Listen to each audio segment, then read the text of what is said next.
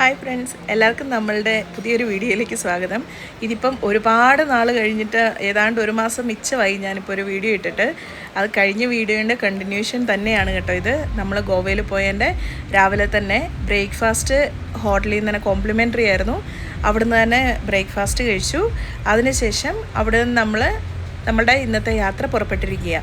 നമ്മളിപ്പോൾ പോകുന്നത് നേരെ ഗോവയിൽ ഏതാണ്ട് 17th സെഞ്ച്വറിയിൽ പോർച്ചുഗീസുകാരുടെ ഭരണ സമയത്ത് അവർ കെട്ടിയ ഒരു ഫോർട്ടിലേക്കാണ്. അതായത് അഗോഡ ഫോർട്ട് എന്നാണ് അതിനറിയപ്പെടുന്നത്. ഞങ്ങൾ ചെന്ന് ഏതാണ്ട് രാവിലെ തന്നെ പോയായിരുന്നു. പക്ഷേ പോയിട്ടും അന്നേരത്തെ ആ ചൂടെന്ന് പറഞ്ഞാൽ ഭയങ്കര ചൂടായിരുന്നു. പ്രത്യേകിച്ച് ഗോവയിൽ അത്യാവശ്യം നല്ല ചൂടുണ്ട് കേട്ടോ. നമ്മൾ ഈ കുടകിൽ നിന്ന് പോകുന്നതുകൊണ്ടാണോ അത് ഫീൽ ചെയ്യുന്നതെന്ന് അറിയത്തില്ല. അത്യാവശ്യം നല്ല ചൂടായിരുന്നു നമ്മൾ ചെന്ന സമയത്ത്. പിന്നെ ഈ ഒരു ഫോർട്ടിനെ കുറിച്ച് പറയുകയാണെങ്കിൽ 17ാം നൂറ്റാണ്ടിൽ പോർച്ചുഗീസുകാർ അവരുടെ സൈന്യത്തിന് നിൽക്കാൻ വേണ്ടിയിട്ട് പണിയപ്പെട്ട ഒരു ഫോർട്ടായത്. പിന്നെ ഇതിൻ്റെ അകത്ത് മെയിനായിട്ട് യക്വ എന്ന് പറയുന്നത് വാട്ടറാണ് അതിനെ അർത്ഥമാക്കുന്നത്. അപ്പം ഇവിടുന്ന് ഫ്രഷ് വാട്ടർ സപ്ലൈ അത്യാവശ്യം ഉണ്ടായിരുന്നു. അതായത് വലിയൊരു ലൈറ്റ് ഹൗസും, അതായത് അവരുടെ മെയിൻ സൈന്യത്തെ അങ്ങോട്ടും ഇങ്ങോട്ടും നിയന്ത്രിക്കാനും അതിന് വേണ്ടിയിട്ടുള്ള വാട്ടർ സപ്ലൈക്ക് അങ്ങനെയൊക്കെ ആയിട്ട് യൂസ് ചെയ്തുകൊണ്ടിരുന്ന ഒരു ഫോർട്ടായത്. പിന്നെ ഇവിടുത്തെ അത്യാവശ്യം ഫേമസ് ആയിട്ടുള്ളത് ഈ കാണുന്ന ഈ ഒരു ലൈറ്റ് ഹൗസാണ്. പിന്നെ ഇവിടുന്ന് നോക്കുകയാണെങ്കിൽ നമുക്ക് സാധാരണ അറിയാലോ, എല്ലാ കോട്ടകളും നമ്മളുടെ സമുദ്രത്തിന് അടുത്ത് തന്നെയായിരിക്കും ഉണ്ടാവുക. അതിൻ്റെ ഒരു വ്യൂ ഉണ്ട്. നമുക്കത് ഈ ഫോർട്ടിൻ്റെ ഇന്നൊരു സൈഡ് ഒത്തിരി ഉണ്ട് നടക്കാൻ വേണ്ടിയിട്ട് കേട്ടോ. ആ ഒരു സൈഡിൽ നിന്ന് നമ്മൾ അവിടെ മതിലിൽ കയറി നോക്കുമ്പോൾ ഇതുപോലെ നല്ല അടിപൊളി ഒരു വ്യൂ കാണാം. ഈ ഒരു ഫോർട്ടിൻ്റെ മേലത്തെ പോർഷൻസാണ് മെയിനായിട്ട് ഇവർ സൈനിക ആവശ്യങ്ങൾക്ക് വേണ്ടിയിട്ട് യൂസ് ചെയ്തുകൊണ്ടിരുന്നത്. ഇതിൻ്റെ ഡൗൺ സ്റ്റേഴ്സാണ് വെള്ളത്തിൻ്റെ സപ്ലൈക്കും കാര്യങ്ങൾക്കൊക്കെ വേണ്ടിയിട്ട് യൂസ് ചെയ്തിട്ടുണ്ടായിരുന്നത്. പിന്നെ അവിടെ നമ്മൾ ഇറങ്ങി താഴോട്ട് കുറച്ച് വന്നു കഴിയുമ്പോഴത്തേക്ക് അവിടെ ഈ ഫോർട്ടിൻ്റെ തന്നെ ജയിലിൻ്റെ സെക്ഷൻ ഉണ്ട്. അതിപ്പം ശരിക്കും ഒരു ടൂറിസം റിലേറ്റഡ് ആയിട്ടുള്ള ഒരു പോർഷനായിട്ടാണ് വെച്ചിരിക്കുന്നത്. നമ്മൾ അവിടെ ചെല്ലുവാണേലും അവിടുത്തെ ഫ്രീഡം ഫൈറ്റേഴ്സിൻ്റെയും അങ്ങനെയൊക്കെ ആയിട്ടുള്ള പേരുകളൊക്കെ അവിടെ എൻട്രൻസിൽ തന്നെ വെച്ചിട്ടുണ്ട്. അതിൻ്റെ അകത്ത് അങ്ങനെ കയറി കഴിയുമ്പോഴത്തേക്കും നമുക്ക് കയറുമ്പോൾ ഒരു ബാഡ്ജ് കെട്ടിയിട്ട് വേണം കയറാൻ വേണ്ടിയിട്ട്. കയറി ഉള്ളിലേക്ക് ചെന്ന് കഴിയുമ്പോഴത്തേക്കും ഇങ്ങനെ അടിപൊളി ഒരു വ്യൂ ആണ്. മെയിനായിട്ട് ഇത് ഈവനിങ് ടൈമിൽ ലൈറ്റൊക്കെ ഇട്ട് കഴിയുമ്പോൾ നല്ല രസമായിട്ടാണ് കാണാൻ വേണ്ടിയിട്ട്. പിന്നെ ഇതിൻ്റെ അകത്ത് ഓരോ സെല്ലും ഇതുപോലെ ഓരോ മ്യൂസിയംസ് ആയിട്ട് സെറ്റാക്കിയിട്ടുണ്ട്. സെല്ലായിരിക്കുക, അതുപോലെ അവിടെ ഉള്ള ഓരോ ബിൽഡിങ്ങും അത് ഓരോരോ സ്പെഷ്യലായിട്ട് ഡെഡിക്കേറ്റഡ് ആയിട്ടുള്ള ഓരോ മ്യൂസിയംസ് ആയിട്ടാണ്. ഇപ്പം നമ്മൾ കയറി കണ്ട് ഇത് സ്ട്രീറ്റ് ഡോഗ്സിൻ്റെ കുറേ ഫോട്ടോഗ്രാഫീസും കാര്യങ്ങളൊക്കെ ആയിട്ട് ഒരു സെക്ഷനായിരുന്നു നമ്മൾ കയറിയത്. പിന്നെ ഇനിയാണ് ഇവിടുന്ന് കുറച്ചുകൂടെ ഫ്രണ്ടിലേക്ക് പോയി കഴിയുമ്പോഴത്തേക്കുമാണ് ഇവരുടെ സെല്ലിൻ്റെ ഒക്കെ ആ ഒരു പോർഷൻ വരുന്നത്. ഇതിപ്പോൾ ആ പോകുന്ന വഴിയാണ്. ഇവിടുന്ന് നമ്മൾ അത്യാവശ്യം കുറേ ഫോട്ടോസ് എടുത്തായിരുന്നു. ഇവിടെ പിന്നെ നമുക്ക് ഈ സാധാരണ ടൂറിസ്റ്റ് പ്ലേസിൽ ചെല്ലുമ്പോഴത്തേക്ക് അവിടെ ഫോട്ടോ എടുത്ത് തരുന്ന അന്നേരം തന്നെ പ്രിൻറ്റ് ചെയ്ത് തരുന്ന ആൾക്കാരൊക്കെ ഇല്ലേ, അങ്ങനത്തെ ആൾക്കാരുണ്ടായിരുന്നു. ഇതാണ് ഫ്രീഡം ഫൈറ്റേഴ്സിൻ്റെ ഒക്കെ നെയിംസ് അവിടെ എഴുതി ഡിസ്പ്ലേ ചെയ്തിരിക്കുന്നത്.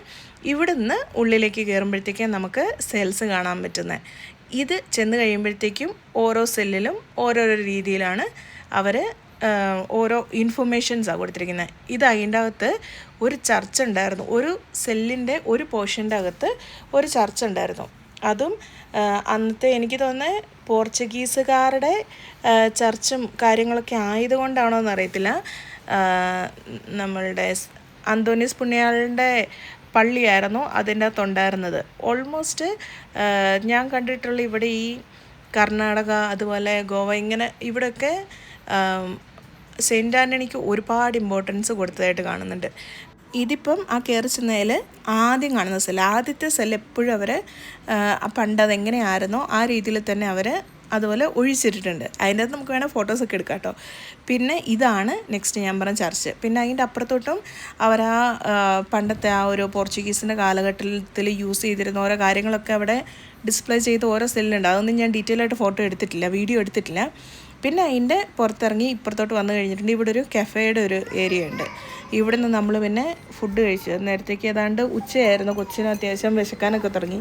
അപ്പോൾ പിന്നെ നമ്മൾ ആ ഒരു കഫേയിൽ കയറിയത്. പക്ഷേ എന്ന് വെച്ചാൽ അവരുടെ ട്രഡീഷണൽ ഫുഡോ അങ്ങനെയൊന്നുമല്ല. അത്യാവശ്യം ഈ പിസ്സ അതുപോലത്തെ സംഭവങ്ങളൊക്കെ ഇല്ലേ, അങ്ങനത്തെ കൂട്ടൊരു കാഫേ മോഡലുള്ള ഫുഡുകൾ നമുക്ക് കിട്ടിക്കൊണ്ടിരുന്നത്. പക്ഷേ അതിൻ്റെ നെക്സ്റ്റ് ഒരു ബിരിയാണിയൊക്കെ ഉള്ളൊരു ഷോപ്പ് ഉണ്ടായിരുന്നു. പക്ഷേ അവിടെ നമ്മൾ കയറിയില്ല.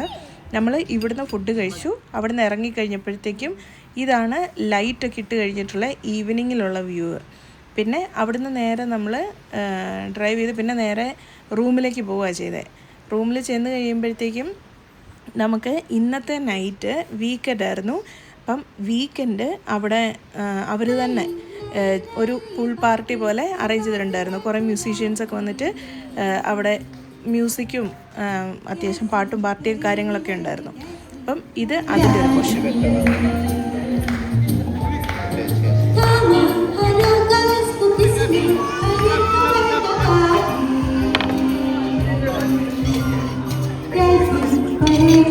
Thank you.